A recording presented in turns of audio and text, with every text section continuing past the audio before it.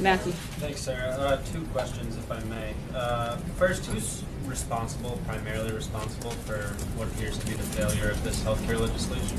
I would say Democrats. They're responsible. Can you explain to me how, given Sure. that they're in the minority? Absolutely. They're responsible for passing Obamacare. They're responsible for creating the mess that we're in. They're responsible for being unwilling to work with Republicans in any capacity to help fix a system that they know is completely flawed and have publicly said so.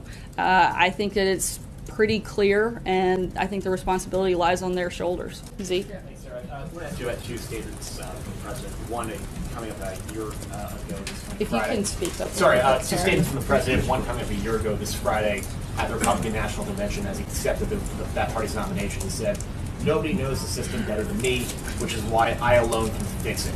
So, if the president knew the system so well, does he owe his supporters an apology?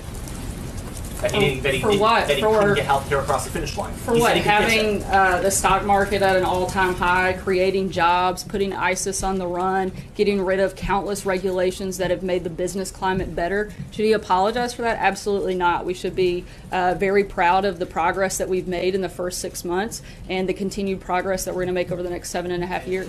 Second question, another statement regarding your response to Matt. This is from November 8th, 2013 from the president. Leadership. Whatever happens, you're responsible. If it doesn't happen, you're responsible. So why is the president trying to shunt responsibility over to Democrats? Doesn't he own any of the blame here? The blame of a program that was created and forced through before he took office? No. But the process of reforming healthcare is certainly not over, and we're going to continue to focus on reforming the healthcare system and putting one in place that isn't a failure like Obamacare. Sarah, both you and the president have suggested that Obamacare is simply dead. In fact, though, there are millions of people who still depend on it, and the president has decisions to make, as was noted earlier, the payments to insurance companies and subsidies. He can push this over the cliff, as Senator Schumer said a short time ago. He has the power to do that. It's not simply going to fail on its own. He has the power to do it. I disagree with you. I think we're seeing it fail day after day after day as millions of people. Well, if it's already failed, it can't fail day after day after day. You're saying it's dead. You're saying it's dead. It's not dead. There are still millions of people, many of them the forgotten men and women you like to talk about, who still depend on it. And he has the power to kill it dead. He has the power to push it over the cliff. Are you saying he's already made the decisions on subsidies and payments to insurance companies that would finally kill it? No, that's not what I'm saying. Again, in terms of Obamacare being dead, it's an unsustainable program. When something is unsustainable and it can't be revived. You're not saying it's dead. I do There are think people who depend on it. Millions of people. Many of them your supporters. Right, His supporters. and How that's could it why be dead? that's why the process of repealing and replacing would need to make sure that those people are continued coverage, and that's been a big focus and one of the priorities of this process throughout from the beginning. Is he going to help push it over the cliff? Again, I think this is already going over the cliff and doesn't need a push by the president. Sarah, when you've spoken to the president earlier today, said that this system will continue to collapse and will get to a point where Democrats have to come back to the table and join in trying to find a way to fix it. What specifically does the administration think would be that point where we would get a group conversation that has not happened yet? I think that's a question, frankly, you'd have to ask the Democrats. I think they're the only ones that know what's going to bring them to the table. You're the ones who keep saying that there's going to arrive a point at which the system has failed to such a degree that suddenly there's a willingness to compromise. So, like, what are you envisioning? Well, I can't Failures imagine of that. I can't individual imagine that plans? as this program, as he laid out, goes deeper and deeper off the cliff. You're either off the that- cliff or not off the cliff. You don't go deeper and deeper off a cliff. What is the point that you're describing? The point is, Obamacare is simply unsustainable. We've said this 100 times. But you're saying it's you're not a gonna revive program that that can point. be revived. It is essentially a dead program in terms of being able to provide the type of health care that Americans need and deserve. And our point is the priorities that the president has laid out. We have to have a plan in place that actually provides care, not just coverage, that brings the costs down, lower deductibles, across the board reform. And at this point, hopefully Democrats will see how bad the system is and come to the table. What specifically is going to happen to bring them back to the table? Again, Other than, I mean, you're saying it's unsustainable, it can't be supported. I would and the think that president is those saying it's things going to get to a alone point where Chuck should Schumer wake knocks up on the door. Democrats and make them want to come to the table.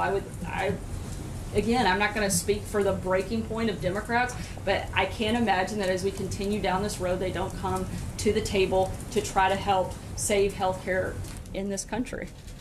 When it comes to ACA, you're blaming Democrats, but Democrats are saying there were 99 amendments by Republicans in ACA. What do you say to that? This is still, a Democrat piece of legislation. It was written, it was forced through. Not 99 amendments to how many hundreds of pages of legislation. It's outrageous to make this a bipartisan bill. I think everybody knows exactly who was part of that process, and it certainly wasn't Republicans. And the last question. Yes, ma'am. Some congressional leaders, particularly Democrats, are very concerned about the trust factor when it comes to Jared Kushner and his security clearance, and also still remaining in the job.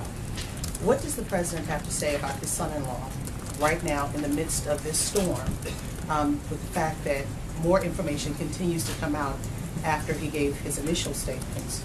And they're concerned about the trust factor when he has a critical piece of security clearance that deals with issues of trust. Is the president considering allowing him to stay or leave? And should he keep his security clearance? I don't know of any changes that would be made. The president has confidence in Jared, and I'm not aware of any changes at all. Sarah, Leading America question. Sarah, is it fair to say the president was blindsided last night? Can you walk us through it all, when he found out, when senior staff found out, how this unfolded? I'm not going to get into the process piece and the TikTok and the back and forth. Again, as we've said a dozen times, our focus is on the repeal and the replace, not the process piece of it, but making sure that we get this done. Also, Sarah, Sorry. one more. Can you confirm that the president did tell lawmakers again last night that they would look like dopes if they did not go for the repeal and replace? I'm not sure. I'll have to check and get back to you. Thanks, Sarah. I want to ask you about the president's pledge to get more Republicans elected in 2018. He said earlier today that he's going to be working very hard to make that happen. Does that go for two Republican incumbent senators, Jeff Flake and Dean Heller, who are not on board with this healthcare plan? Due to legal restrictions, I'm not going to get into any potential election questions. Kristen? Sarah, thank you. You continue to say this is Democrats' fault. The reality is they were willing to sit down at the table with you guys and negotiate to try to improve. I missed all of those phone Obamacare. calls coming in. But they said they weren't going to work with you guys on repeal and replace. So isn't it fair to say that you guys were dug in and wouldn't find common ground with them as well? Not at all. We've been very clear from the beginning. We're willing to sit down with Democrats and talk about how to reform the healthcare system.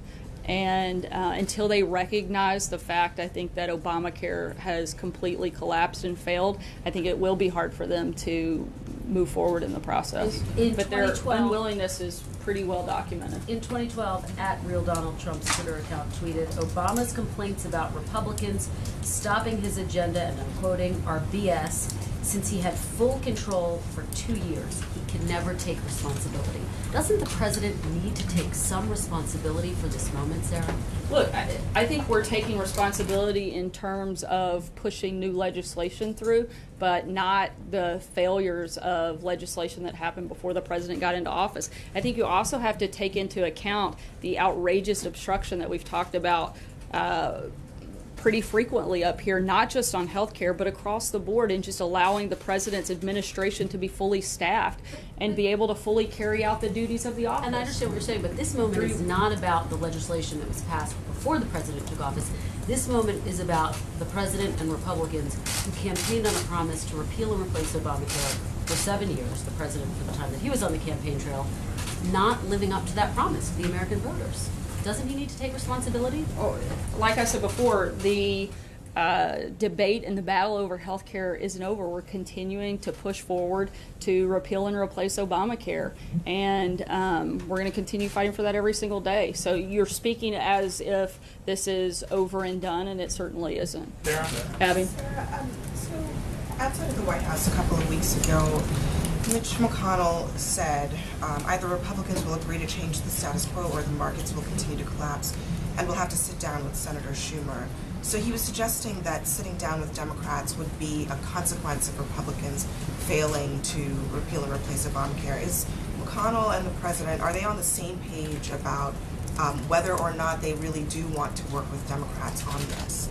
McConnell seemed to indicate that that was the plan B, not plan A. The president has said all along that he's happy and willing to work with Democrats on repealing and replacing Obamacare. But do you guys believe that that's the way the process has actually unfolded in the Senate?